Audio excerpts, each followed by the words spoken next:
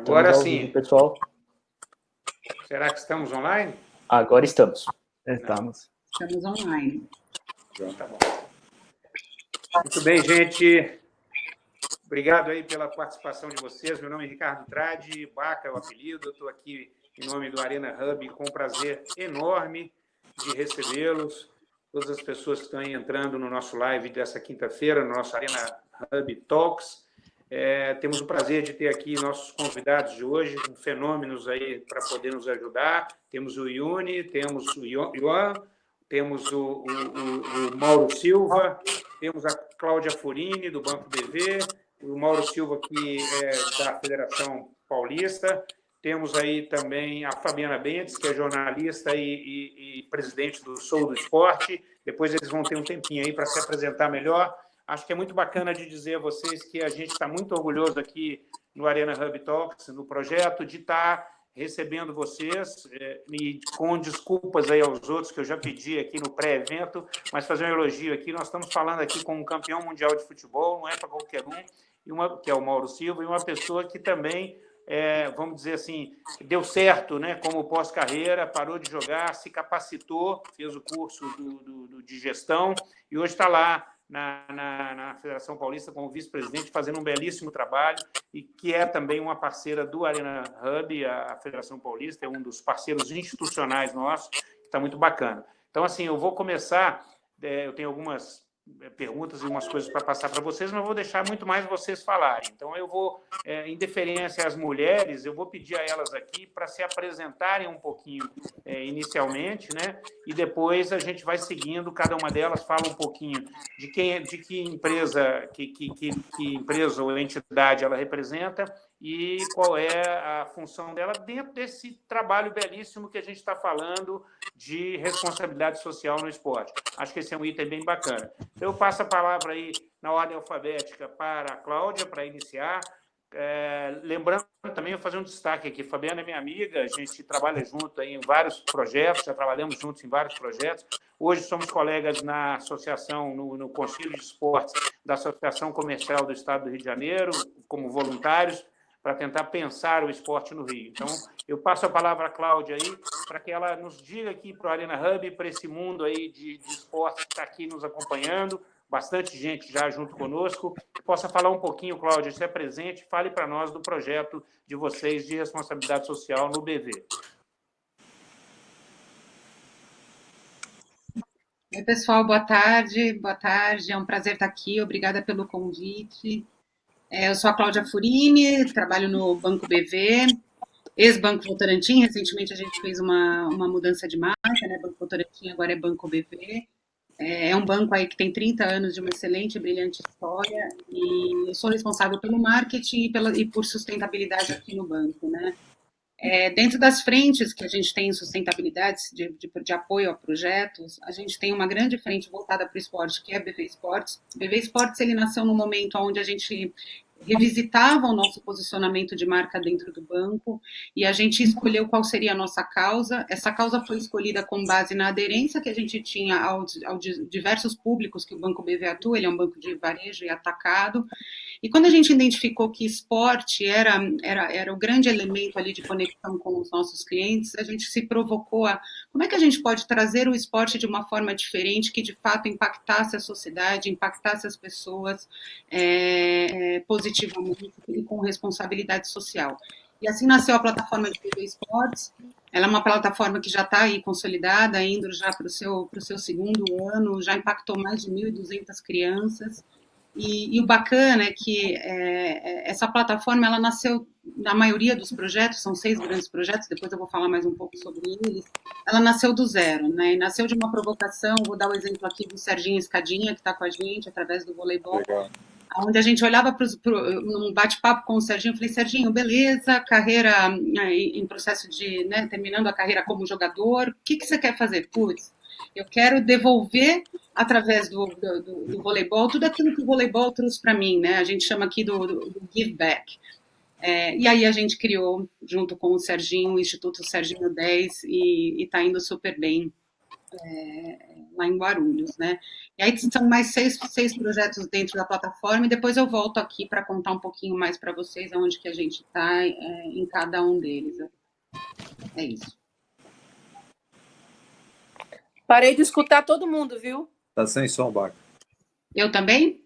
Estou aqui. Não, a Cláudia eu não escutei nada. Agora eu escutei. E o Baca saiu. O Baca saiu, ele caiu de novo.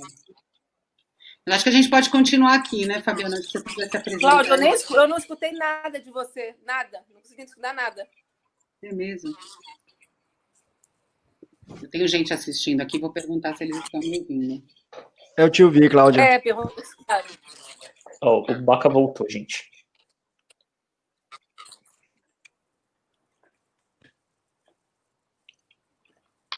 Agora, engraçado, você parou de falar e voltou a falar, eu consegui escutar. O pessoal aqui, eu estou com o meu time aqui assistindo, eles falaram que travou, né?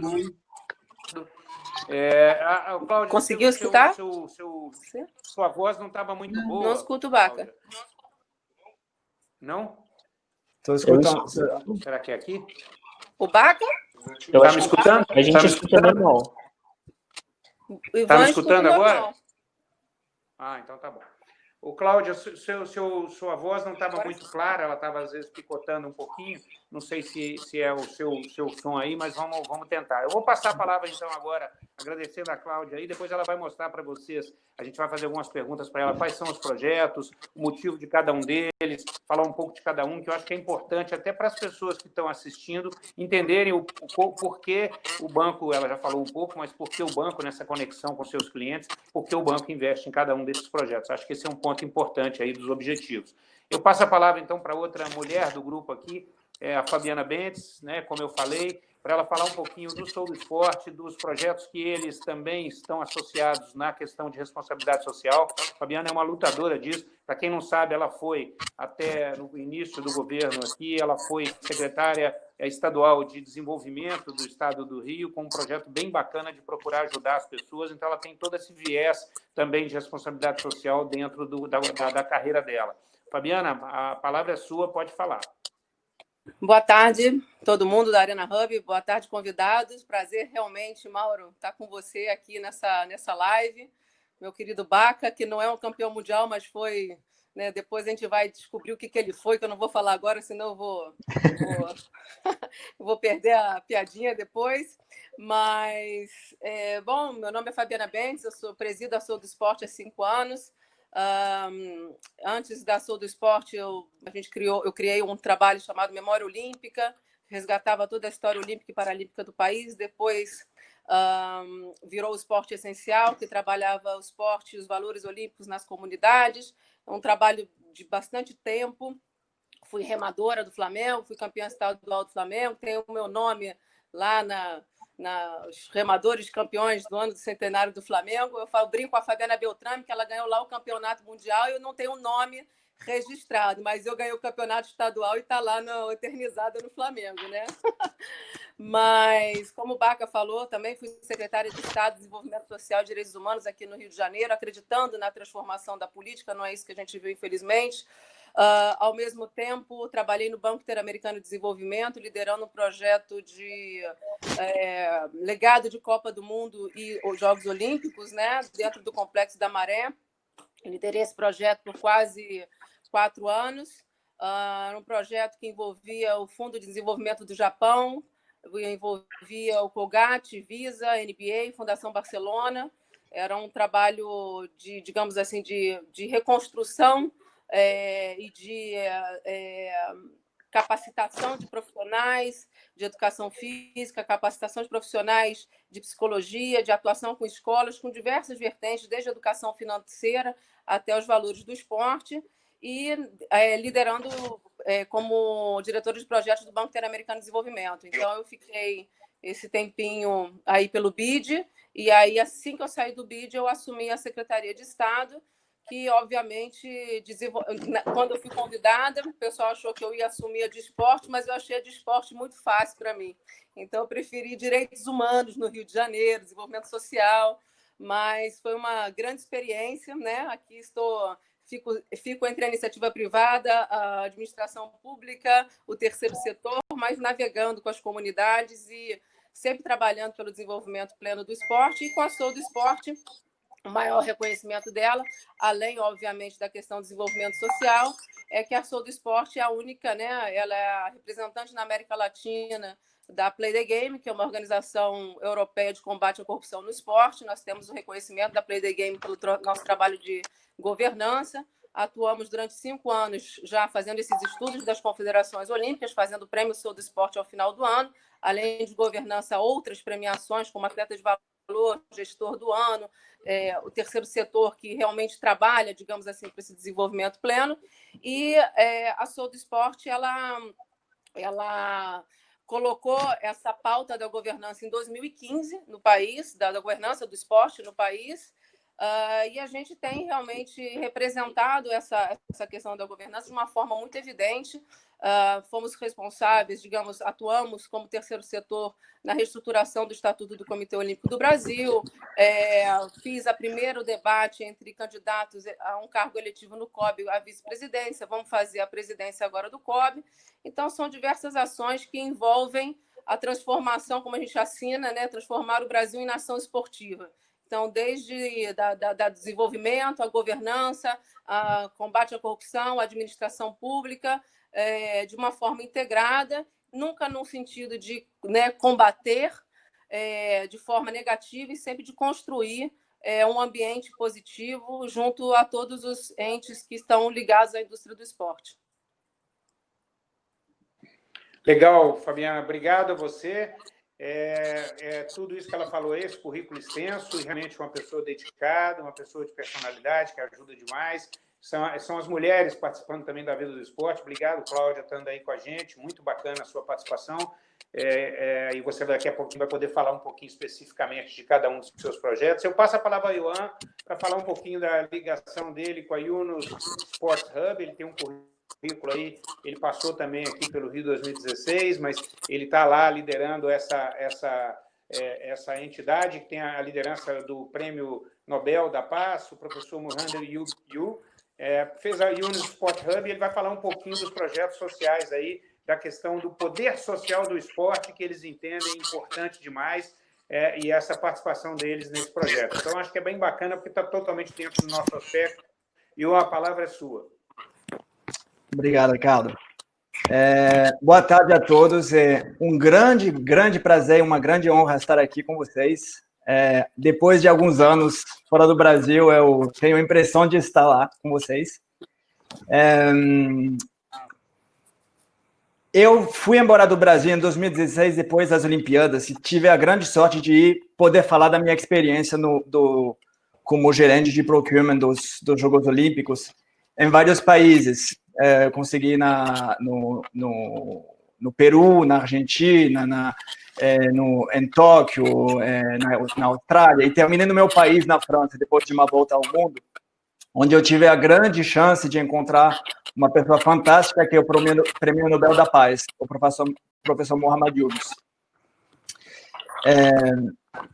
O professor Mohamed Yunus, para quem não conhece, é a pessoa que inventou o microcrédito, ou seja, o fato de emprestar dinheiro, valores muito pequenos de dinheiro, para pessoas muito pobres, para um fim de empreendimento, okay? Para virar empreendedor.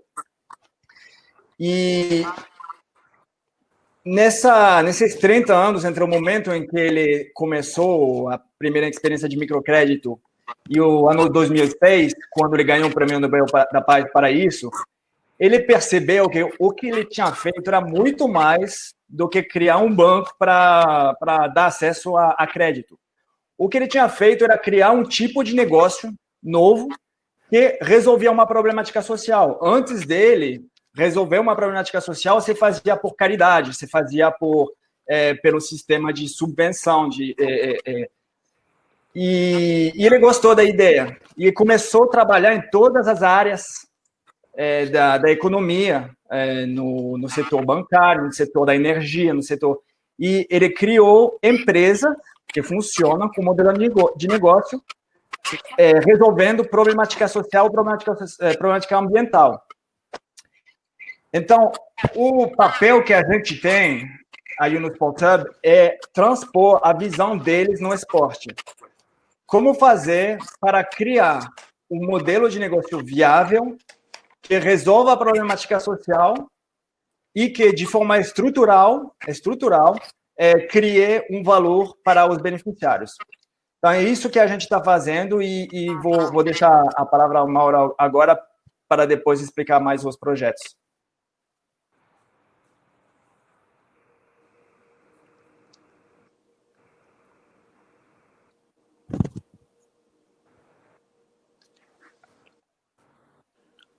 Travou agora. Não estou escutando o Mauro.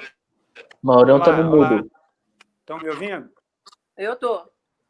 Maurão está no mudo. Obrigado, Ian. Baca, estou te ouvindo. Tá todo mundo Agora me ouvindo? sim, Mauro. Agora sim. Parece que está dando umas travadas, né? Eu agradecer a sua participação e passo a palavra, então, ao nosso mestre aí, o nosso grande atleta, né, o grande Mauro, para falar um pouquinho das iniciativas da carreira e também das iniciativas dele na questão dentro da federação, como responsável lá do Conselho de Administração do Museu do Esporte, membro do Conselho Gestor da Secretaria Estadual de Esportes. Ele é um cara de muitos cargos também, mas principalmente na ação social que ele tanto se dedica dentro da Federação Paulista de Futebol. Mauro Silva, a palavra é sua.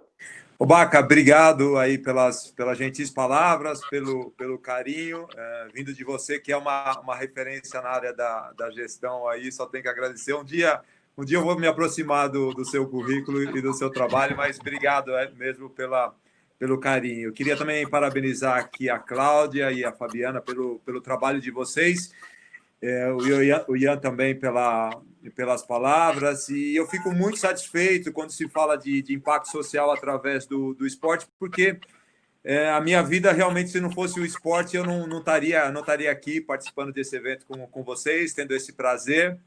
Eu sei exatamente o que o esporte é capaz de fazer na vida das pessoas, né? Então, realmente, esse impacto social que aconteceu na minha vida, a gente pode fazer com que isso chegue a muitas crianças, a muitos adolescentes. Então, hoje, na federação, Baca, é um pouco o que a gente tem feito.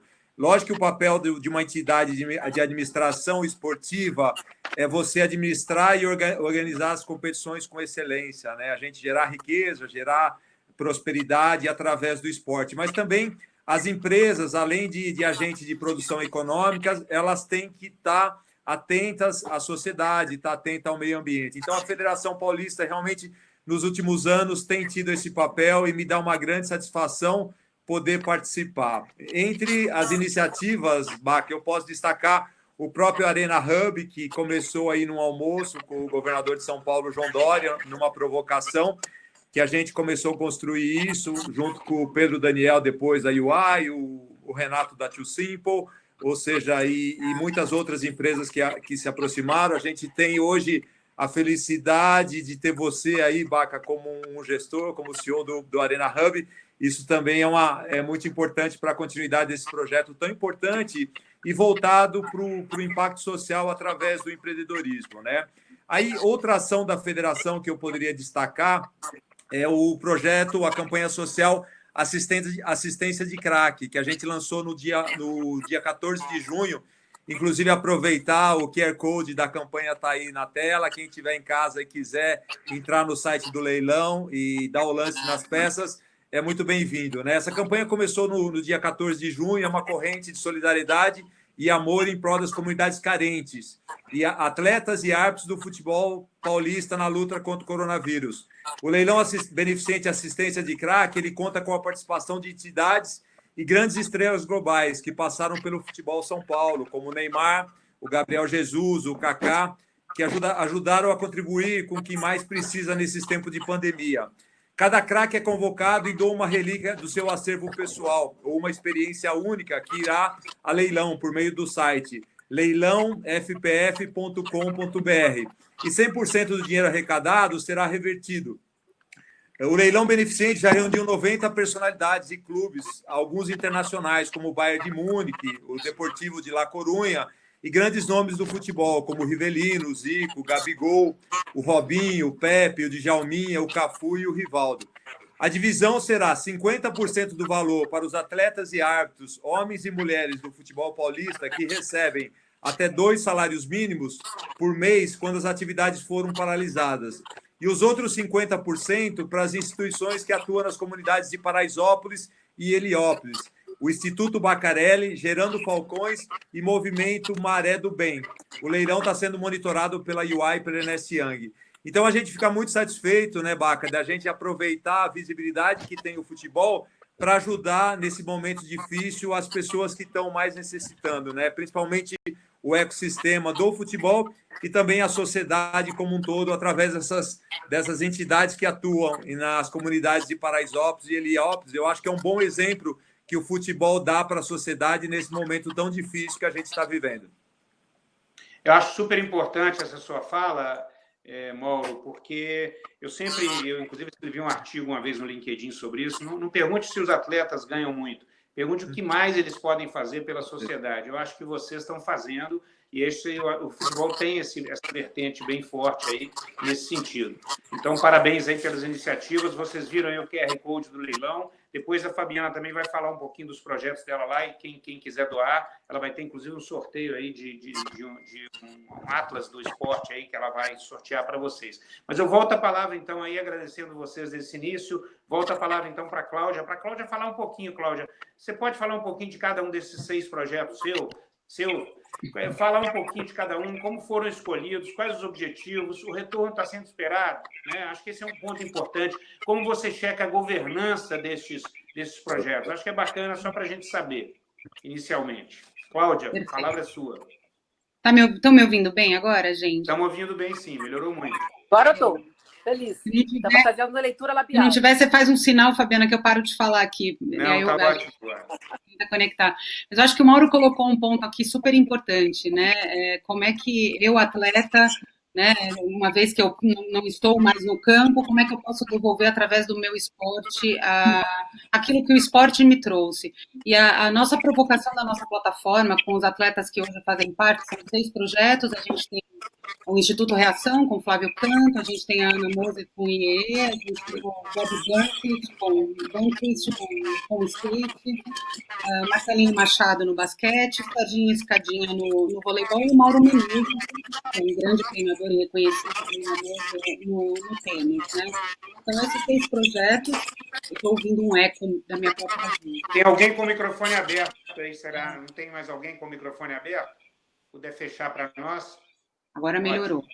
Agora eu acho que eu não me ouço mais. Boa. E a grande provocação que a gente fez quando a gente decidiu que a nossa causa, inclusive muitos dos institutos que o Mauro citou, a gente também é apoiador no Banco BV, a gente sentou com esses atletas e definiu qual seria a nossa iniciativa de ação, né? Como é que a gente transformava a vida de crianças e de adolescentes através do esporte. E o Instituto Reação foi uma grande escola para a gente ter o Flávio junto com a gente, né, com toda a experiência que ele tem do instituto que tem aí quase 20 anos de história, foi muito bacana, e a gente entendeu que mais do que simplesmente somente fazer uma doação financeira, a gente tinha que apoiar esses institutos, inclusive naquilo que o BV faz de melhor, né?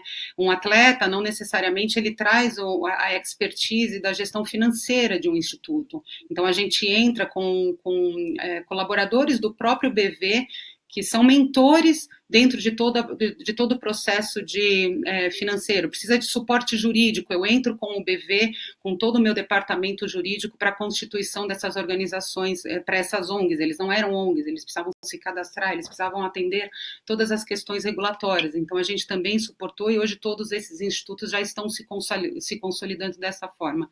E o terceiro momento também que a gente trabalhou com eles foi de garantir a sustentabilidade desse instituto, que ele não ficasse somente dependente do Banco BV, né? Então, como é que a gente constitui uma instituição sólida o suficiente para que ela consiga capitanear outros apoiadores? A Fabiana colocou aqui muito bem a questão da indústria privada e pública, né? A importância da indústria privada em olhar para isso e suportar iniciativas como essa. E é dessa forma que a gente entende aqui no BV, né? O nosso projeto hoje, a gente já celebra mais de 2.000 crianças e adolescentes e pessoas impactadas dentro desse projeto. A gente entende que quando a gente impacta uma criança, a gente tem 68 que já foram, inclusive, de alta performance, já ganharam campeonatos em tênis, crianças que nunca tinham pego numa raquete. Tem até um vídeo que recentemente passou numa grande emissora de uma das nossas alunas que ela treinava tênis com uma frigideira, e aquilo é verdade. Ela tinha uma paixão pelo tênis, mas a chance dela conseguir chegar numa quadra é praticamente nula, dada a situação em que ela convive. Então, os nossos projetos, eles visam isso, né? A prática e a transformação das pessoas através do esporte. E que bom que a gente pode contar com esses atletas, esse corpo de atletas firme, forte, que acreditaram com a gente, e mesmo com o Covid, com a pandemia, a gente reverteu, se as crianças não vão mais praticar esporte, como é que a gente garante que elas continuem treinando dentro de casa, como é que elas continuem ativas dentro de casa, ainda que elas não possam estar conectadas. Então, é um pouco disso, e aí eu tô aberta aqui para outras perguntas. Legal. Você, só uma perguntinha adicional, Cláudia. Como é que vocês checam, por exemplo, os projetos que vocês apoiam, a questão da governança deles? Você tem algum método para checar isso, para saber se eles estão realmente fazendo as coisas corretinhas? Eu sei que ali, pelo amor de Deus, eu conheço as pessoas que estão ali, não estou dizendo que nenhuma, pelo contrário, eu estou elogiando, porque todos que estão, eu os conheço pessoalmente e sei da credibilidade deles. Mas existe algum método de checagem de como é que vocês estão trabalhando essa governança das entidades que vocês apoiam? Sim, a gente conta com o Instituto Votorantim. O Instituto Votorantim é um grande parceiro nosso em todo o processo de governança, junto a todos os institutos que a gente apoia, tanto os que são apoiados através dessa iniciativa de BV Esportes, como os projetos apoiados através de leis de incentivos, que a gente também faz. E aí a gente tem uma série de critérios, né? Presença em aula, uso correto e devido do investimento que ali foi colocado, prestação de conta em relação a tudo aquilo onde o recurso é aplicado. Nós somos uma instituição financeira, então os nossos controles de governança e de compliance, eles são bastante rígidos, e todos os projetos passam por essa avaliação de uma série de indicadores adequados a cada um, né? Porque o Marcelinho atua dentro de escolas no contraturno, o Serginho tem um espaço fixo que é dele, né? Ele tem uma quadra que foi cedida pela prefeitura para que ele pudesse construir essa quadra. Cada um tem ali um elemento de atuação, mas a gente faz uma checagem muito, muito rígida, mas rígida positivamente, né? Não é aquele rígido que bloqueia a instituição ao ponto dela não conseguir ter mobilidade de atuação, mas é um rígido no sentido de garantir que aquilo que foi estabelecido como critério de volume de crianças impactadas, a frequência de aula, qual é o desempenho dessa criança na escola. Então, a gente tem uma série de critérios para que a gente continue o suporte, e caso a gente identifique algum desvio, a gente atua da maneira como eu disse, como um mentor para contribuir para que a instituição retorne, corrija, enfim, o que for necessário. Mas a gente tem indicadores...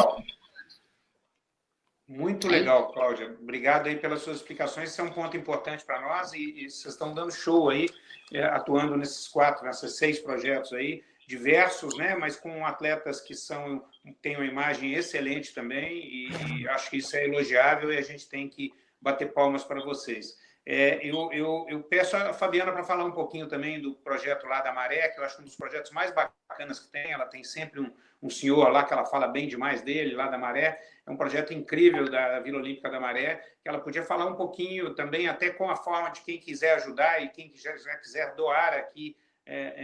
Hoje a gente pode ajustar isso aí, ela vai passar um endereço para isso. Acho que isso é um ponto importante, Fabiana. E também da surpresa que você tem depois do sorteio que você vai fazer aí do Atlas e tal, poder falar, mas fique à vontade para falar um pouquinho dessa história qual é o projeto, um pouco dele, como foi escolhido, quais os objetivos, estão tendo os retornos esperados. Essas são perguntas que a gente tem que fazer, sim, e depois eu tenho uma pergunta mais polêmica lá para frente, mas a gente vai fazer. Lembrando, o Arena Hub é uma junção onde a gente tem lá, para quem está nos ouvindo aí, entidades esportivas, né, federações, ligas, clubes, e já temos um mundo de entidades já associadas conosco, que vai estar lá dentro do Allianz Parque conosco fisicamente, mas muito mais digitalmente, vão estar interagindo com startups de Sportex, de esportes, que vão estar interagindo com mantenedores, com nossos parceiros institucionais, como o governo do Estado de São Paulo, apesar da gente não ter recurso público nenhum envolvido no projeto Arena Hub, mas também a Federação Paulista como parceira, e nós estamos trazendo mais pessoas, mais entidades para se associarem. A Yunus é uma que nós estamos tentando trazer, o BV, a Sou do Esporte, nós vamos todos namorar com eles aí para trazê-los para dentro do nosso projeto, que é de bastante importância. Fabiana, a bola é sua. Será que ela nos ouviu? Não estamos ouvindo, Fabiana. Pronto. Olá, Fabiana. Pronto? Bom, vamos lá. Agora sim. Baca, eu vou polemizar um pouquinho, porque eu gosto de polemizar as coisas, né? Você sabe que o pessoal brinca comigo que eu não entro com chute na porta, eu entro com voadora. Ela é um perigo, ela é um perigo. Faz, né? Então, eu vou, antes de falar da maré, né? Quem trabalha na maré, o Bruno está aí, sabe que o negócio é um pouquinho mais agitado. Eu vou trazer algumas questões em relação à responsabilidade social, principalmente no que tange ao desenvolvimento de comunidades, que ao longo dos anos, não só como voluntária, ou mesmo como com a Sou do Esporte, né, com o Esporte Essencial, eu comecei a enxergar uma série de ajustes no que eu poderia ser melhor dentro da minha campo de atuação para o desenvolvimento efetivo das comunidades. Uma das grandes coisas, quando você visita as favelas e vê uma realidade nua e crua, naquela do tiroteio, que você tem que passar por meio do pessoal de fuzil armado, e que eu levei minha mãe um dia na maré, naquele dia começou um tiroteio, tive que esconder minha mãe, enfim, quando você começa a enxergar uma realidade que efetivamente não é normal, eu sempre falo com o pessoal da maré, não percam a sua capacidade de se revoltar com a situação, porque isso não pode ser né, uma rotina de nenhum lugar do Estado, né? A gente não pode permitir o Estado paralelo, mas é uma realidade que a gente precisa desenvolver para poder mudar. Então, uma das questões que eu mais vi ao longo desses últimos 10 anos foram uma quantidade de projetos imensos entrando dentro das favelas e saindo por medo do tiroteio, por medo disso, por medo daquilo, porque não conhecia, aí entrou com um atleta X, aí o atleta já não queria o seu nome ligado porque ali tinha um tiroteio, morreu uma criança, enfim. E aí, ao longo do tempo, existiam duas questões importantes. O primeiro é o acesso às competições pelas pessoas das comunidades. Parece que as competições não chegam, porque esses garotos que estão no alto rendimento, vamos dizer assim, numa favela, eles não conseguem chegar num clube muitas vezes. A gente fala de futebol, mas vamos falar de uma série de esportes olímpicos. O garoto que é fera no tênis de mesa, ele não consegue treinar tênis de mesa fora, ele nunca vai chegar numa competição de tênis de mesa, de atletismo e por aí vai. Eu posso dar inúmeros esportes aqui, mas vocês, como conhecem o meio, sabem que é uma capacidade, ou seja, a quantidade de talentos que perdemos nas comunidades, não só pela situação da vulnerabilidade, mas da falta de acesso que eles têm a, por exemplo, mostrar o potencial deles para que um clube possa pegá-los para poder ser federado, etc. Essa é uma primeira questão. E a segunda questão, que eu acho que é a mais importante, é que as empresas elas sempre têm essa necessidade de patrocinar um projeto que é de extrema relevância, porque quando você está com um atleta, você tem um modelo de inspiração ali, que assim, digamos que é uma das principais fortalezas do esporte, é você ter o atleta como modelo de inspiração. Só que, ao mesmo tempo, muitas organizações, o Mauro, né, sabe disso, muitas organizações dentro das comunidades desenvolvem esses atletas e não têm suporte nenhum de gestão, de acesso à lei de incentivo, e eles ficam sempre vivendo de doação. Então, uma das diretrizes que a Sou do Esporte deu para esse ano, que infelizmente não conseguiu executar pela pandemia, porque a Sou do Esporte também é terceiro setor, então eu brinco que para eu poder ajudar os outros, eu preciso botar o oxigênio. Né? Oi? Estão escutando? Estamos. Tá. Eu preciso colocar o oxigênio na Sou do Esporte para poder ajudar os demais. É aquela historinha do avião, né? Então, uma das grandes vertentes que eu acho que hoje a gente precisa colocar como protagonismo na responsabilidade social é capacitar, como a Cláudia falou, dar condições legais e ajudar essas organizações, pequenas organizações sociais de dentro das favelas, a se tornarem visíveis para que elas possam não ficar mendigando toda hora, pelo amor de Deus, eu preciso de bola. Não, elas terem acesso à lei de incentivo ao esporte, elas terem acesso a essas empresas, porque, infelizmente, a gente tem uma limitação muito grande no Sudeste de, né, apoio, e a gente está falando de um Brasil inteiro que não tem acesso à lei de incentivo, que não tem capacitação, que não sabe como chegar, que a prestação de contas é muito complexa. A própria Sou do Esporte, ela nunca pegou nenhuma lei de incentivo, né? Ela, apesar dela poder, ela está habilitada a pegar uma lei de incentivo, tamanha é a complexidade da prestação de contas. Então, no momento que eu vou pegar uma situação e, eventualmente, eu possa errar, né, eu vou ser massacrada por isso. E eu não quero ser massacrada. Eu passei 5 anos sustentando financeiramente a Sou do Esporte, tendo suporte da Estácio, do Esporte TV e do Demarest, que fizeram. O Demarest cuida de toda a minha parte jurídica, o Esporte TV e a Estácio sempre me ajudaram na questão do prêmio, inclusive o Demarest, de realização do prêmio. Mas, por exemplo, para a gente, nós já não queremos mais entrar no Complexo do Alemão ou entrar no Complexo da Maré para ensinar um projeto para eles, porque ali já tem a Vila Olímpica da Maré com a UEVON, que tem o seu Amaro Domingues, que é o, né, que o Baca falou, que é um senhor espetacular, que tem, numa zona de confronto, onde tem um comando vermelho, terceiro comando, ele tem uma área ali que a gente chama de oásis da Maré, porque é atendido de 3.000 a 5.000 crianças por dia, entendeu? Por dia, ao lado de 7 escolas do amanhã, na frente da linha amarela, na linha vermelha, com um monte de carro passando ali na frente, e eles não têm acesso a patrocínio nenhum. Eles só dependem do poder público e de, por favor, né, ajude-nos. Então, essas organizações sociais, a Sou do Esporte, ela pode vir a capacitá-las para ela ter acesso ao que é de direito, de leis de incentivo, etc. Então, a minha preocupação, realmente, hoje, é de deixarmos de funilar a responsabilidade social em relação ao esporte, sempre com projetos de atletas, não que eles não sejam importantes, mais uma vez que eu falei, isso é de extrema importância, porque ele tem um caráter inspiracional ali que é impagável, né, em qualquer situação, mas se nós não organizarmos uma estrutura de capacitação de organizações sociais que não estão legalmente visíveis, nós não vamos conseguir desenvolver nunca as favelas, porque as favelas elas precisam... A evolução de uma favela ela se dá de dentro para fora, não é de fora para dentro. O Alemão funciona de uma forma, o Vidigal funciona de outra, a Maré funciona de outra forma, e nós precisamos pensar as comunidades de forma personalizada. Não adianta chegar com o vôlei no Complexo do Alemão, se no Complexo do Alemão ali é o clube de lutas. Não adianta chegar no Vidigal com o tênis de mesa, se ali é o boxe. Não adianta chegar na Maré com, sei lá, com qualquer outra, com o remo, se ali é o atletismo. Então, a gente precisa perceber as nuances das comunidades, precisa fazer um foco de desenvolvimento, de capacitação dessas organizações não legalizadas, para que elas tenham acesso e, de fato, a Sou do Esporte, o que ela se propõe a partir de agora, e isso, né, Baca, a gente vem discutindo muito, a própria sustentabilidade da Sou do Esporte, de nos ajudarem a podermos ajudar essas pessoas.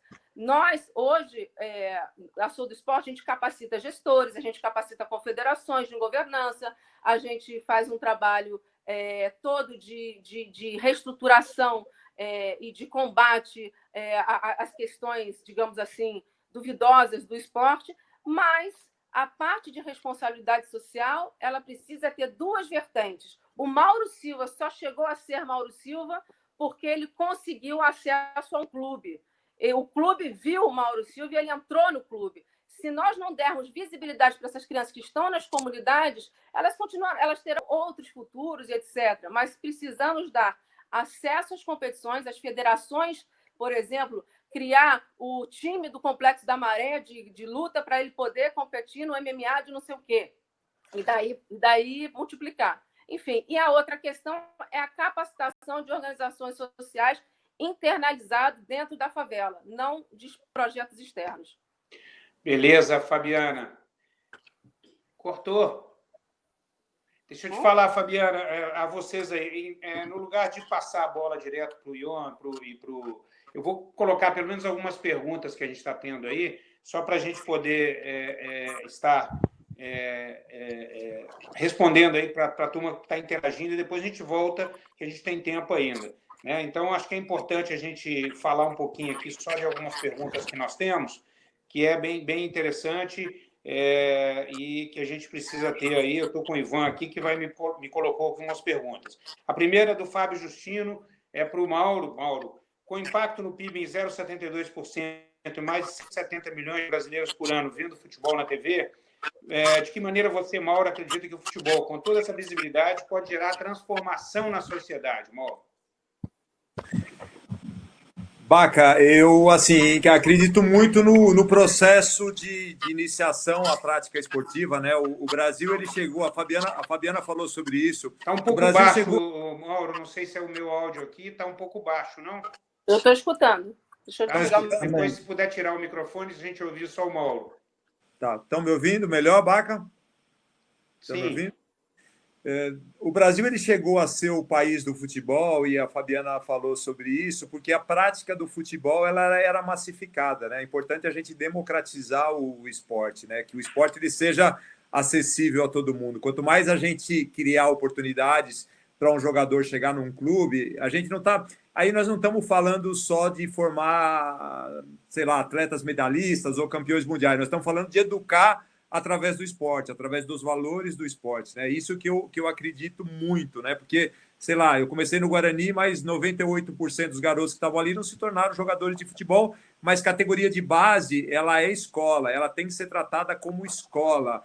Quanto mais você foca no desenvolvimento humano, naturalmente, diretamente, você melhora o atleta, né? Em todos os aspectos específicos do jogo e também nos aspectos que dizem questão a você ser um atleta de elite, por exemplo, lidar com o fracasso, com o sucesso, lidar com o dinheiro, com a falta de dinheiro, com a visibilidade, com a pressão. Ou seja, eu acredito muito numa nação esportiva a partir do momento que você entra na iniciação, você aproxima e cria possibilidades de que esses garotos, crianças, possam se desenvolver através do esporte, né? Na verdade, na Europa, nos Estados Unidos, não existe educação acadêmica sem uma formação esportiva. São coisas que andam juntas, né? Tanto na Europa como nos Estados Unidos. Se a gente conseguir fazer que isso aconteça no Brasil, além da gente aumentar o número de atletas, a gente aumentaria o número de bons cidadãos, porque a gente educaria através do esporte. É isso que eu acredito que, no caso...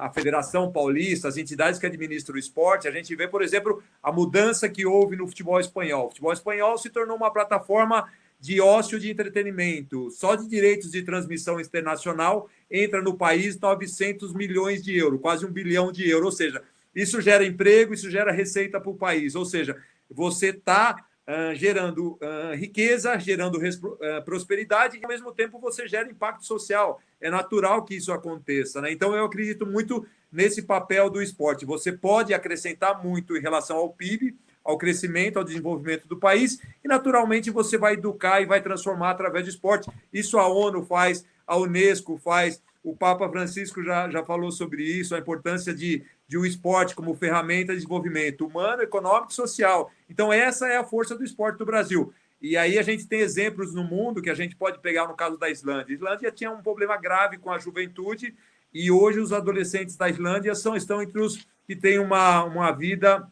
na juventude mais saudável, né? Aí tudo bem, pode falar, a Islândia é um país pequeno, de 300 mil, é um território também pequeno. Ok, se a política não é possível a nível federal ou estadual, ela é possível a nível municipal. O que falta realmente é a gente organizar isso, é o esporte entrar numa pauta de discussão séria do poder público também e a gente acreditar que o esporte ele é uma plataforma de educação, de conscientização. Acho que é isso que falta no Brasil. Enquanto a gente não tiver essa sensibilidade e ver que o esporte pode transformar a sociedade, isso não vai ocorrer. E outra coisa, diferente da Europa, dos Estados Unidos, o Brasil é um país tropical que permite a prática do esporte praticamente todo ano, ou seja, a gente poderia ser uma potência esportiva muito maior do que são os países europeus, que são os Estados Unidos, por exemplo. O que falta é realmente a gente acreditar e entender que isso é possível. No momento que a gente às vezes, não quero entrar em aspectos políticos, acaba o Ministério do Esporte, se torna uma secretaria, sei lá. A gente tem uma visão da importância do esporte para a sociedade como um todo. Eu acho que esse é o assunto que tem que estar em discussão, Baca. Beleza, obrigado, Mauro. Eu tenho mais perguntas aqui, mas antes disso, estou vendo aqui que o Gilmar Teixeira, o nosso famoso Kid do voleibol, também entrou aqui, tem uma pergunta depois. Nosso Kid, o atleta olímpico aí do voleibol, está aí com a gente, nos ouvindo. A pergunta agora vai para do Lucas, da Esporte Educa, uma startup residente conosco, e ela vai para os dois, para o Banco BV e para o Yunus. Eu só pediria que para o Yunus responder, porque ele falou pouco até agora, a gente tem pouca oportunidade para ele. Ele começa e depois você, Cláudia, se você puder ajudar a responder essa também. A pergunta do Lucas é o seguinte: como vocês veem e avaliam o impacto gerado pelos projetos esportivos que vocês investem? Existe uma medida ideal ou certa que vocês esperam que seja entregue, Ion? Então, eu acho o seguinte, quando você olha de um lado o poder que o esporte tem de resolver problemática social, mas também do outro lado as oportunidades que tem de resolver problemática social dentro do esporte, porque existem os dois, né? A gente geralmente fala muito do poder social do esporte, mas existe também o outro lado da moeda, que é como resolver problemática social dentro do esporte mesmo. Eu acho que a partir do momento que o problema está bem identificado, a parte de medida de impacto, ela vira mais secundária. Eu explico. Muitas vezes a gente vai falar que o esporte tem o poder de cambiar o mundo, mas tem claramente essa possibilidade de resolver problemática social dentro do esporte. Se você olhar o racismo dentro do estádio é uma coisa muito exagerada. Se você olhar a parte de igualdade de gênero, também no esporte não é necessariamente o melhor setor para isso. Se você olhar a distribuição de riqueza, é a mesma coisa. Geralmente você vai ter atletas que ganham milhões e uma base muito grande de pessoas que não vão ganhar muita coisa. O que isso significa? Como fazer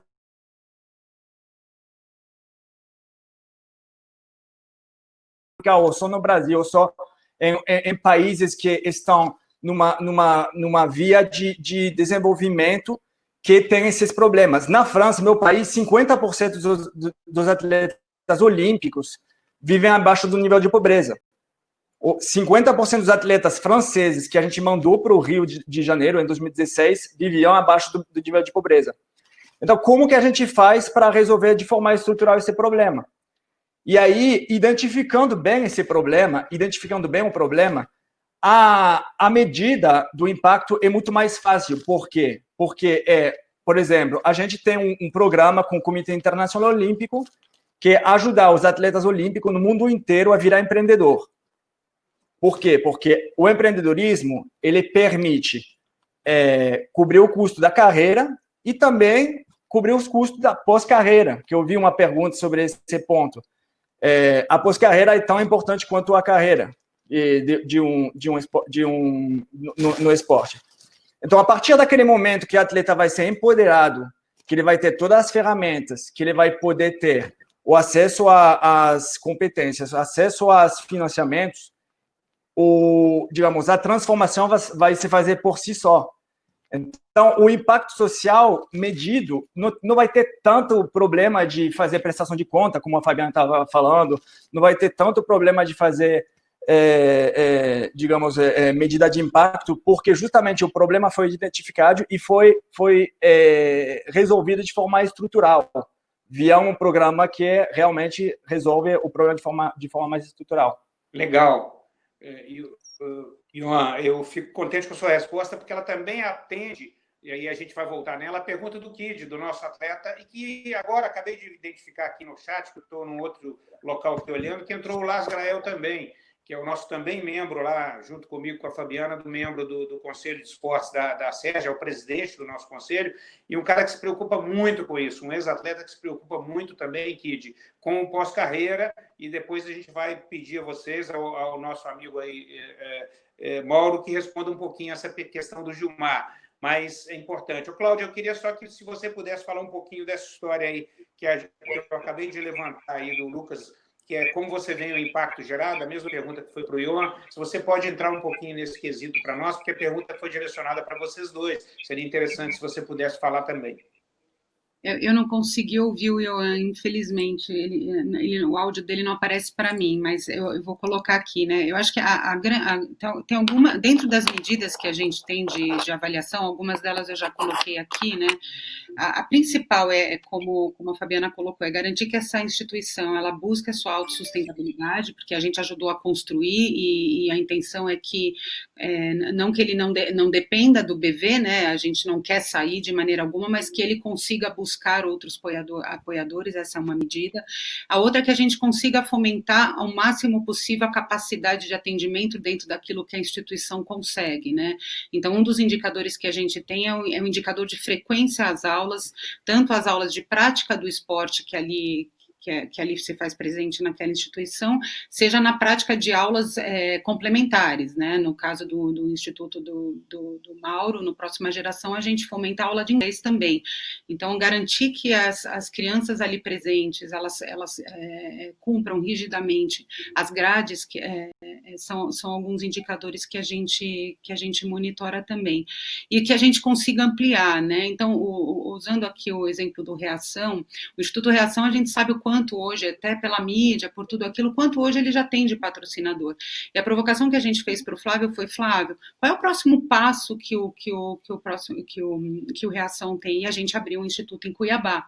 Né? Cuiabá é um grande fomentador de judocas, assim como a Fabiana colocou, que não tem a oportunidade de treino ou de acesso a clubes, de acesso à trajetória olímpica, e aí a gente, junto com o Davi, instituiu uma nova unidade do Reação lá em Cuiabá, porque na Rocinha o Reação já está bem instalado, ele já tem lá seu corpo diretivo, a coisa ali acontece, tem uma mídia enorme por trás, ele é bastante reconhecido.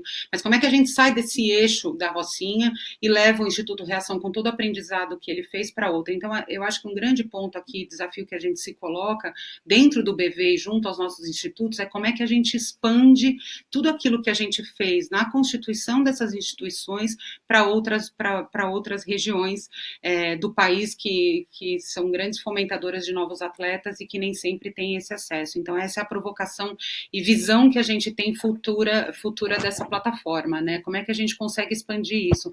Eu ressalto aqui que esse incentivo do BV, ele é de recurso próprio, a gente não usa leis de incentivo para isso, né? A gente quer permitir que a instituição ela possa buscar também através de incentivo ao esporte, mas hoje o recurso ele é próprio, né? É um destino de uma verba própria e que a gente coloca dentro desses projetos. Então, é um pouco disso, expandir a nossa capacidade de atuação dessas instituições é o nosso grande desafio aqui, né? A gente conta também com a Ana Moser, eu não sei o quanto vocês conhecem do IEE, né? A Ana, ela traz muito essa provocação. Muito. Ela fala, não basta somente você colocar um instituto ali, você vai, monta um instituto e tal, mas se você não capacitar os professores, para que ele tenha a capacidade de provocar essa criança, né, esse adolescente, para que ele queira ir e vir todos os dias, se esses professores não tiverem capacitado para lidar com uma criança que é muito diferente da criança que está num clube Pinheiros, num clube privado, ele é muito diferente, ele tem características distintas. Essa criança nem sempre ela tem condições de deslocamento, ela não se alimenta do jeito correto, ela não tem os mesmos acessos que uma criança de uma classe média, uma classe alta, ela tem, né? Então, ter o IEE com a gente também nos traz muito essa provocação da capacitação, além da prática do esporte. A prática do esporte, ela é fim, mas fomentar a capacidade dessa criança estar pronta para praticá-lo, eu acho que é o nosso maior desafio aqui. Eu não sei se eu respondi a pergunta, mas... Não, respondeu sim, Cláudia, com categoria. Eu queria só, primeiro, fazer uma ode aqui às mulheres. As mulheres aqui no Arena Hub têm uma preferência enorme, a gente gosta que vocês participem, a gente dá esse espaço para vocês. e agradecer aí, nós vamos ter um tempo maior aí pelo nosso atraso no início, a gente vai até 18h30, e vai ter cada um vai poder falar mais um pouquinho. Eu queria só dar um destaque para o próximo Arena Hub Talks, a gente vai voltar a falar dele, né? Mas o Arena Hub Talks da próxima semana será assinado por um parceiro da Arena, a Olimpíada Todo Dia, e teremos uma super agenda onde o Henrique Avancini, o ciclista famosíssimo aí, grande atleta nosso no Brasil, o Flávio Canto vai estar também, né? A Bia Grande, do UPix, e o Fernando Gavini, da Olimpíada Todo Dia, vai estar conosco. Então, o tema vai ser o atleta, e aí entra um pouquinho na minha pergunta que o Gilmar, o nosso Kid, fez para vocês, que é pós-carreira, atleta como empresa e plataforma de marketing digital. Isso para a próxima semana. Então, no dia 9/7. Então, não percam, que também vai ser um show, um assunto interessantíssimo. Lembrando que essa questão do pós-carreira, para nós, eu sempre discuti, estava falando isso ontem, parece incrível isso com o Lars, não é só pegar o atleta que está parando e capacitá-lo, ele tem que ficar sendo capacitado desde que ele está entrando na categoria de base ou desde que ele está lá num projeto social de vocês. Essa é a nossa visão. Então, você preparar um atleta, por exemplo, lá na CBV, a gente fez no projeto em 2016, onde a gente fez 18 pessoas capacitadas num programa de pós-carreira com a LIRET, onde também tinham atletas da base. Pegar e capacitar a seleção sub-17, sub-16 do país, ou os atletas que estão aí trabalhando, é importante, porque o cara tem que pensar no que vai parar e o que vai fazer depois, e não só quando ele está parando. Mas eu volto à pergunta aqui, desculpa estar entrando um pouquinho nisso, eu volto à pergunta, então, do Kid, né, que é o nosso atleta, que vai estar falando um pouquinho aí para vocês, então vai estar fazendo a pergunta para o nosso Mauro. Vocês não acham que devemos investir também no pós-carreira do atleta, incentivando ele a se capacitar antes de encerrar a carreira, no caso, trabalhando, participando dos cursos? Vocês acham isso importante? E juntando aí na preparação financeira para pós-carreira, que é a pergunta do Carlos Frederico, essa pergunta vai para o Ian e para o Mauro, a questão da preparação financeira para durante o pós-carreira, pode ser resolvido também na educação de base? Você pode começar a ensinar isso lá atrás? Boa pergunta também, viu, Carlos Frederico? Obrigado. Começa aí com o Mauro, depois eu passo pelo Ian, e aí eu volto ainda na Fabiana para a gente falar um pouquinho mais, porque ela tem essa vivência realmente da dureza de estar lá envolvido nos projetos sociais dentro das comunidades.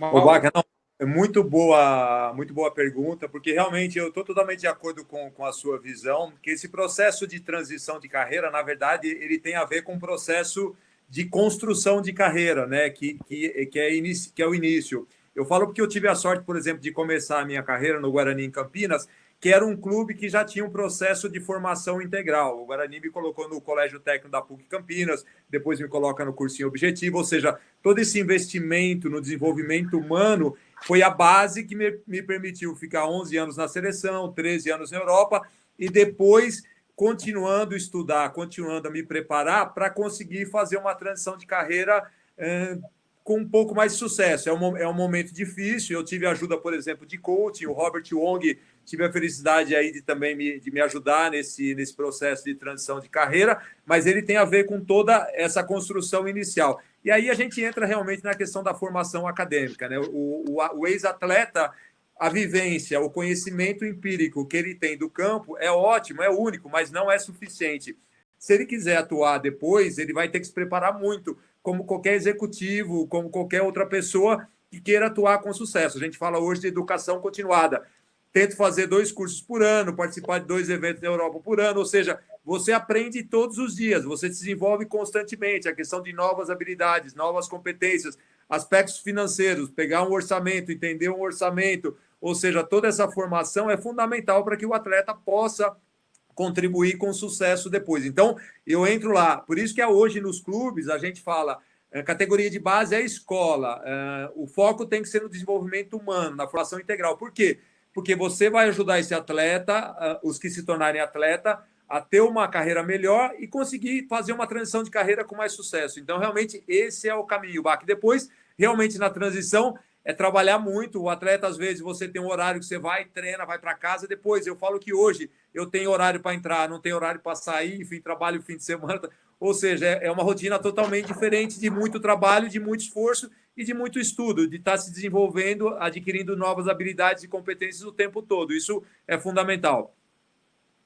Muito bacana. Eu estendo aí para o Ion falar um pouquinho, Ion, sobre a questão do planejamento financeiro também. Eu tenho um caso para contar rápido aqui, antes de passar a bola para você. A esposa do Renan Dalzotto, que hoje é treinador da Seleção Brasileira de Vôlei masculina, foi nosso diretor de voleibol lá no meu tempo, foi meu atleta na Seleção Brasileira. Eu trabalhei com ele, eu era preparador físico da Seleção Brasileira em 88, na Olimpíada de Seul, e o Renan foi meu atleta. E a esposa dele faz um trabalho incrível de gestão financeira de atletas, que é um negócio bem bacana, que, de repente, ela poderia se acoplar em algum dos projetos aí nossos que a gente pensar aí no futuro. O Arena Hub tem esse viés aí de pensar nisso, a gente está com essa ideia também do pós-carreira, está dentro da nossa vida. Para vocês terem uma ideia, aqui no CDF Academy, é impressionante, eu estou aqui, eu trabalho aqui, o cuidado que se tem com isso, de trazer os atletas para capacitarem-se, porque às vezes a gente ouve as pessoas falarem assim, tem que ter mais atleta, tem que ter mais atleta, tem que ter mais atleta participando. Eu fui atleta, as pessoas talvez esqueçam um pouco disso. Renan foi atleta, né? O Renato Dávila, lá na CBV, foi atleta. O presidente da CBB Basquete foi um grande atleta da Seleção Brasileira. O diretor executivo foi atleta. O secretário-geral foi atleta. Talvez não tenha ido nos Jogos Olímpicos, ou não tenha sido um campeão mundial como o Mauro, e aí você talvez não o respeite tanto, mas ele foi atleta. Mas se capacitaram. Esse talvez seja o diferencial que a gente tem que buscar. E aí tem que dar as oportunidades, claro, para que eles possam fazer isso. Mas, de qualquer maneira, é algo para ficar na antena assim. E aí eu volto a palavra lá no nosso Ion para falar um pouquinho dessa questão até da preparação financeira do pós-carreira. O que você pode falar um pouquinho para nós, Ion? Além do que o Mauro falou, eu acho que ele falou ou seja, ele identificou realmente a raiz do problema e a raiz da solução também. Investir na base sempre é a solução nesse tipo de casos, né? E principalmente porque após carreira, o problema não é somente financeiro, ele também é um problema de saúde mental. Durante a carreira também tem um problema de saúde mental também, não somente porque pelo fato financeiro, mas pelo fato também de somente ter esporte na vida. Então, essa coisa de ter outra coisa na vida, que é o esporte, é muito importante para qualquer ser humano. Indo mais em terrenos mais graves ainda, a violência sexual que pode existir em alguns países no mundo, é porque existe um poder muito injusto entre, muitas vezes, a mulher, né, a atleta, e o cara que está entre ela e o sonho olímpico, o sonho esportivo dela. Então, ter outra coisa, ter a capacidade de fazer outra coisa é muito importante. Então, quanto mais cedo isso acontece, melhor. E quanto mais empoderado a pessoa é, porque, claro, assim, a gente trabalha com empreendedorismo. Empreendedorismo é uma coisa pessoal, não é uma pessoa que vai pegar a mão e ir até o final do caminho junto com você. Mas a pessoa vai poder te empoderar, é isso que é importante. Então, e empoderamento não custa muito, é somente uma questão de sensibilização, uma questão de dar as ferramentas boas. Então, eu acho que nesse sentido, o importante é como foi colocado na pergunta mesmo, investir na base e sensibilizar é o importante. E eu queria também fazer um comentário sobre a pergunta que foi feita ao Mauro sobre o poder econômico que tem o futebol e que tem o esporte de forma geral.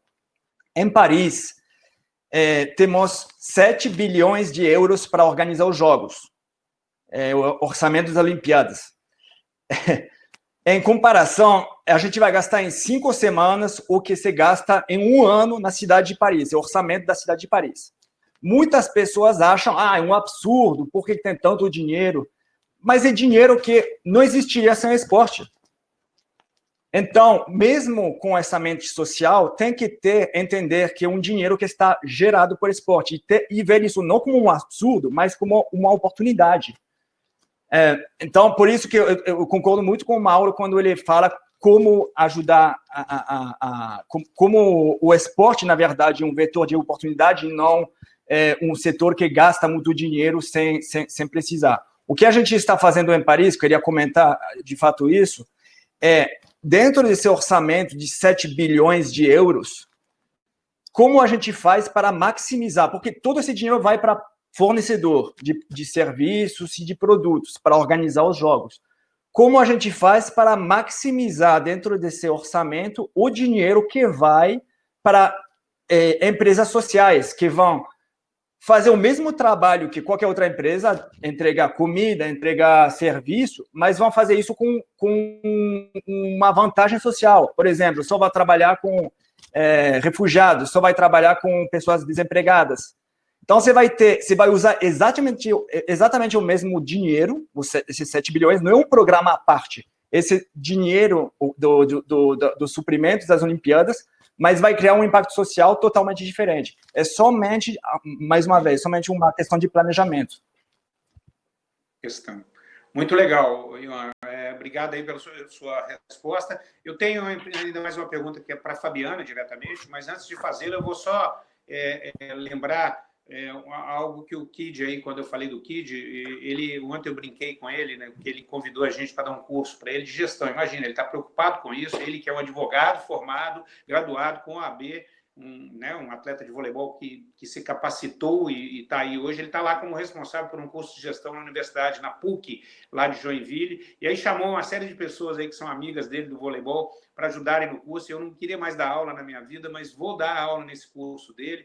Vou falar de organização de eventos. Aí ontem a gente estava falando, estava Brunoro, estava várias pessoas lá, de ex-atletas, que vão ajudar lá o Kid. E aí é muito bacana, porque eu citei. Nós estamos fazendo isso por você, Kid, não é nem porque realmente você é um cara diferenciado nesse meio aí, agradecendo o Kid aí as perguntas e as respostas. Listar a presença aí do Pedro Daniel, da EY, que é um dos grandes artífices desse projeto Arena Hub e que nos ajudou demais na EY, tanto a Federação Paulista como a CBF aqui, ele ajuda demais na questão de governança, e o projeto de governança do Arena Hub vai estar entregue também à EY. Eles são fantásticos e são parceiros de primeira hora. Pedro, obrigado pela sua participação aqui nos ouvindo. Pergunta para a Fabiana. Fabiana, é do Rafael Abrício. Como você acredita que o poder público, e você que esteve ligada nesse poder público agora, como você acredita que o poder público pode auxiliar a iniciativa privada para escalonar os projetos e aumentar o impacto social, que a Cláudia comentou ser um desafio para eles agora?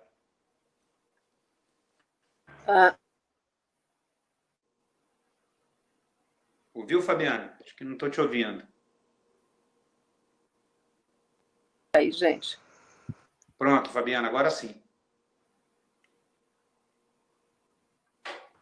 Oi, Fabiana. Agora foi. Agora sim, pode Pronto, falar. Vamos lá.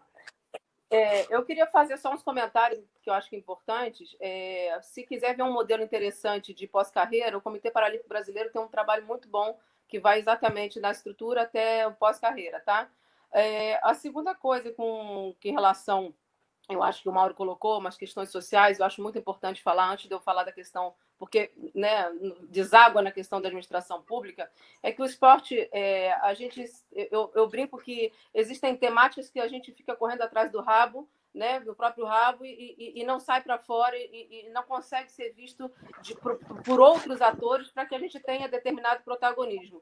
E um deles é a história do esporte e educação. Esporte e educação, esporte e educação, esporte e educação. Eu lembro de uma vez na comissão de esporte lá na Câmara dos Deputados, o pessoal falando que ia ser 100% das escolas com a área para a prática de educação física. Eu falei, vocês combinaram com a educação?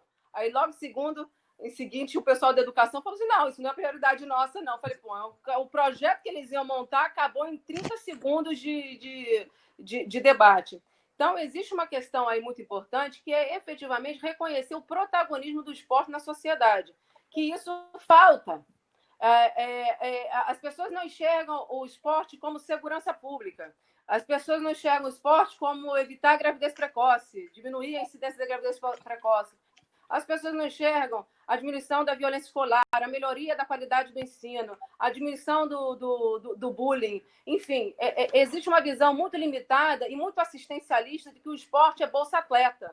E o esporte não é bolsa-atleta. O esporte do país, dos municípios, dos estados, ele gera emprego, ele gera renda, ele gera prazer, ele gera saúde, ele gera uma série de impactos que nunca foram, né, estudados, que é o que a gente está chamando, até o Pedro também está no meio desse projeto, que é o PIB efetivo do esporte brasileiro. A gente viu agora o impacto da pandemia e viu quanto que perdeu. Só que se calcular da base até o alto rendimento, né, eu digo até os grandes eventos, o impacto é infinitamente maior.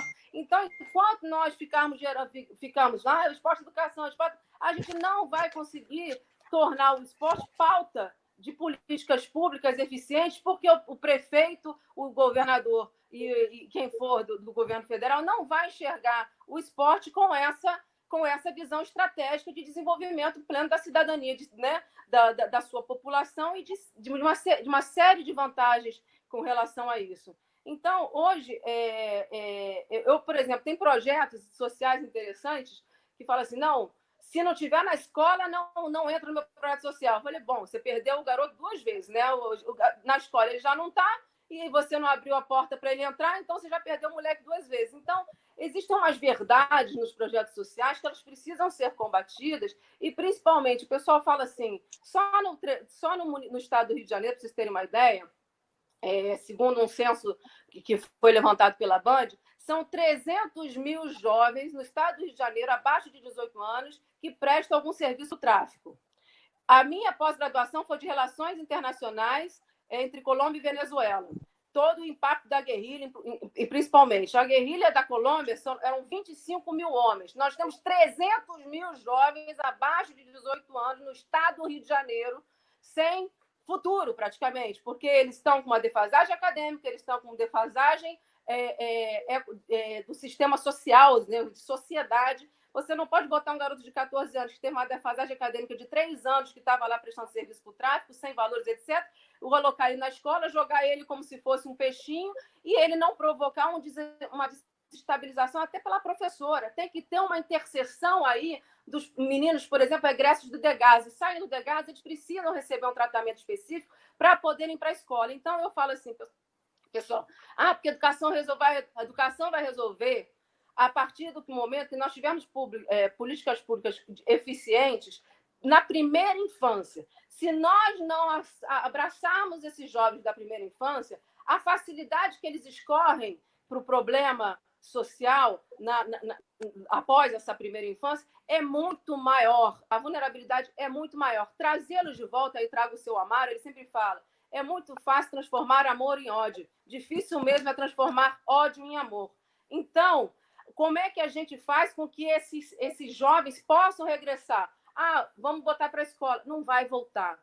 Nenhum jovem com 14 anos que tem radinho e que porta fuzil vai voltar para a escola. Isso é ilusão. Agora, se eu tiver a Fundação Barcelona, como eu tenho, dentro da Vila Olímpica da Maré, com 300 alunos, fala assim, vem cá, vem jogar um futebolzinho aqui, e começa a trazer ele para o ambiente, e daí você prepara esse menino para retornar. Aí sim você tem uma interseção importante da educação. Então, quando eu liderei, você está falando de educação financeira, quando eu liderei o projeto do BID lá na Maré, ele tem uma questão muito importante. Ele vinha o Transforma Minha Vida, que era de resiliência de jovens em situação de vulnerabilidade, os pais e cuidadores, que eram os valores, né, o que aconteciam com esses pais em situação de vulnerabilidade, a educação financeira, né, e a educação para valores no esporte. Eram 4 bases, né, estruturais para que a gente pudesse entender qual era o ecossistema, porque muitos projetos sociais, eles vão no final lá, vêm os relatórios, 300 alunos. Que lindo, tem 300. Quantos saíram? Não sabem quantos saíram. E saíram por quê? Porque foram violentados, porque tiveram problema com drogas, porque morreram, porque tiveram problema familiar. Não existe, ou porque não tem comida, porque não tem alimentação. Na Maré, a gente tinha lá o projeto da Petrobras, chamava-se Pão da Vida. Crianças subnutridas que tinham que ir lá todo dia comer o seu pãozinho para conseguir as suas vitaminas para aquele dia. Então, a gente precisa olhar os projetos sociais menos com números, mais personificando o atendimento e entendendo se são 300 alunos, qual é a rotatividade que esses 300 alunos têm. Então, assim, eu vejo hoje a situação das comunidades, principalmente na questão das políticas públicas, muito aquém, porque o prefeito, o governador e o governo federal não enxergam o esporte como política econômica de desenvolvimento social.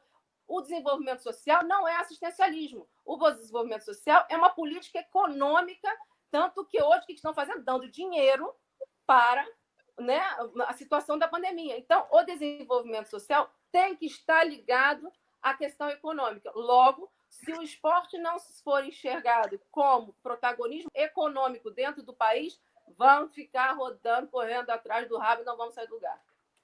Obrigado, Fabiana. Excelentes suas colocações. Acho que o debate está de extrema. Pena que a gente não tem mais tanto tempo. Eu tenho, inclusive, uma pergunta ainda para a Cláudia, e eu vou pedir ao Ivan que envie para a Cláudia, da Fonseca Projeto Esportivo, o Epitácio que está fazendo, que envie para a Cláudia que ela possa responder para nós. Epitácio, eu peço desculpa, porque nós não vamos ter tempo, eu preciso fechar aqui com algumas considerações finais de todos, mas é uma pergunta aí que ela vai responder com tranquilidade. Eu me comprometo a pedir o Ivan para mandar para você essa pergunta, que você responda para nós, para que possamos chegar a ele. Esse é um compromisso que a gente tem que ter, já que o tempo foi pequeno, 1h20, 1h15 para esse projeto bacana. Eu não posso ficar muito mais tempo aqui pelo esgotamento do tempo, até de vocês que se compromissaram conosco gratuitamente em estar aqui conosco nessa live sensacional para falar de um assunto que é importantíssimo para o esporte brasileiro e para o social, para a parte do Brasil. Nosso país importa, e vocês são fenômenos que estão aí nos ajudando, e a gente tem que agradecer. Eu vou deixar as considerações finais aí para vocês. Eu vou pedir só que não dure mais que 2 minutos cada um para a gente fechar. Eu começo aí pela Cláudia, que não estava falando agora, foi a última. Cláudia, depois vai para o... Aí eu vou direcionando, mas vai direto para o nosso amigo Ivan para falar, depois para o Mauro Silva, e finalizamos com a Fabiana, agradecendo vocês. Lembrando que eu fiz um projeto com a Fabiana, depois quem quiser, não está pronto ainda, publicado, mas a Fabiana está publicando conosco, um estudo das Vilas Olímpicas aqui do Rio de Janeiro, patrocinado pelo BID. A gente fez uma consultoria para ela e estudamos bem a fundo as Vilas Olímpicas. É bem bacana o projeto, porque ele mostra as dores delas, os resultados delas, e acho que é um material que tem que chegar na mão de vocês aí futuramente, para vocês terem uma ideia um pouquinho do trabalho que foi extenso demais nas Vilas Olímpicas aqui do Rio de Janeiro, notadamente na da Maré. Eu peço a Cláudia que fale um pouquinho, para finalizar, 2 minutos para cada um, para a gente encerrar essa belíssima noite aqui, que eu estou muito orgulhoso de estar participando com a Arena Hub. E lembrar de novo que nós temos na próxima semana um momento importantíssimo aí, mas eu falo no final, quando vocês acabarem. Fabiana, no finalzinho, quando você acabar, você faz o seu sorteio. Vamos lá, Cláudia. Bom, primeiro eu queria agradecer pela conversa, ficaria aqui por horas, porque tanto como profissional, como gestora no Banco BV, como cidadã, isso me agrada muito. Eu toco as minhas frentes também no meu lado pessoal, então foi um prazer estar com vocês aqui. Me coloco à disposição para responder as questões, o editar, se puder, eu posso disponibilizar meu e-mail aqui no chat para que vocês me encaminhem diretamente, ou se puder me passar o contato dele, eu quero respondê-lo sim. Eu acho que assim, gente, olhando para o momento que o Brasil está vivendo agora, a questão da pandemia e não sei o quanto vocês viram a força de doação do BV, a gente destinou nossos recursos, né? Tinha uma campanha de marketing grande, imagina que eu estava mudando a marca e tal, a gente ampliou ali uma força de doação de 30 milhões de reais para famílias vulneráveis, mais apoio à infraestrutura hospitalar, inclusive ao hospital que foi aí no Rio de Janeiro, no Centro Olímpico. Mas eu acho que o grande ponto dessa pandemia, ela traz muito do que foi falado aqui hoje, né? Não existe mais, para se olhar para a responsabilidade social, é a união do esforço público com o privado, não tem como ser diferente. E se as empresas não entenderam isso, depois de tudo isso que a gente está vivendo, elas vão ficar para trás. A sociedade vai nos cobrar amanhã pelo que a gente está fazendo hoje, né? Uma organização, ela não se sustenta se ela não olhar para a responsabilidade social, à sociedade que ela está inserida, né? Então é muito dessa forma que a gente olha. Entendemos que sim, o esporte é um elemento, um dos grandes elementos para auxiliar nesse processo de transformação, e que tem que estar dentro de um propósito organizacional, e é assim que a gente segue aqui. Me coloco à disposição para escutar outros projetos. Fabiana, a gente mantém contato aqui, né? Estamos aqui aberto. O BV começou isso há 1 ano e meio, a gente está muito feliz com todos os indicadores que a gente tem, o quanto de pessoas que já foram impactadas positivamente. O caminho ainda é longo, a jornada é longa, e a gente segue aqui à disposição. Super obrigada pela oportunidade. Cláudia, sensacional. Mauro, diga. Baca, também parabenizar o Arena Hub por organizar esse evento riquíssimo.